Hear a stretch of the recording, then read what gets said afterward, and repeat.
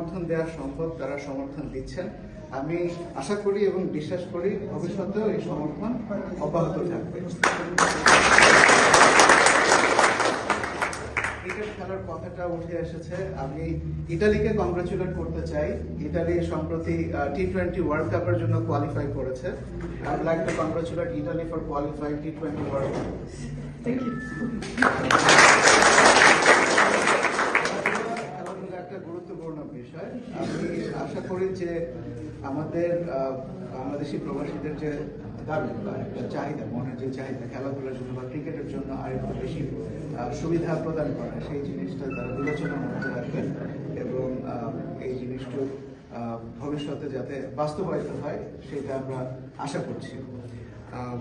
আপনাদের এইখানকার বাংলাদেশিদের সম্পর্কে আমি সবসময় ভালো কথা শুনেছি। আমরা বিভিন্ন জায়গায় যাচ্ছি, সবার সাথে কথা বলার চেষ্টা করছি, সবার জন্য সার্ভিসটা তাদের কাছে নিয়ে আসার চেষ্টা করছি। এইগুলোর পিছনে অনেকগুলো কারণ আছে। আমরা জানি যে আমাদের দূর দূরান্ত থেকে বিভিন্ন শহর থেকে মিলানে যেতে কষ্ট হয়, অনেকেরই কষ্ট হয়। শুধু শারীরিক কষ্ট না, আর্থিক বিষয় এখানে আছে, আরো অনেকগুলো বিষয় আছে যে বিষয়গুলো বিবেচনা করে আমরা বিভিন্ন সময় বিভিন্ন শহরে কনসুলার ক্যাম্প করার চেষ্টা করি, যাতে আপনাদের সবচেয়ে কম ঝামেলা করে আপনারা কাজটা করে ফেলতে পারেন। তো এই ধরনের কনসুলার ক্যাম্প ভবিষ্যতেও চালু থাকবে। আমরা বিভিন্ন জায়গায় যাওয়ার চেষ্টা করব এবং এতটুকু আমরা আপনাদেরকে প্রতিশ্রুতি দিতে পারি যে আপনাদের মধ্যে থেকে কেউ যদি মিলানে কনসুলেট জেনারেলে কাজের জন্য উপস্থিত হয়, সেবার জন্য উপস্থিত হয়, তাদেরকে আমরা যত দ্রুত সম্ভব কাজগুলো করে দেওয়ার চেষ্টা করব।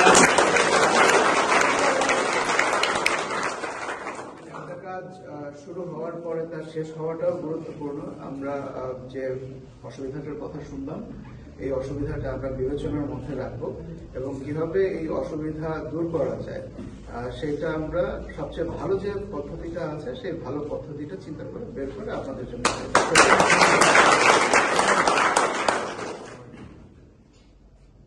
সবশেষে আরেকবার আপনাদের প্রতি আমার ব্যক্তিগত কৃতজ্ঞতা জানাতে চাই, যেভাবে ওয়ার্মলি আমাদেরকে এখানে আপনারা রিসিভ করেছেন, ওনারা রিসিভ করেছেন, এটা আমাকে খুবই আবেগ আপ্লুত করেছে।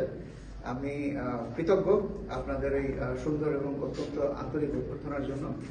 আমি দোয়া করি, আল্লাহ রাব্বুল আলামিনের কাছে দোয়া করি, উপরওয়ালার কাছে দোয়া করি আপনাদের সবার কাজ যেন সুন্দরভাবে থাকে, আপনারা যেন সবাই আরো উন্নতি করেন, আপনাদের পরিবার যেন ভালো থাকে।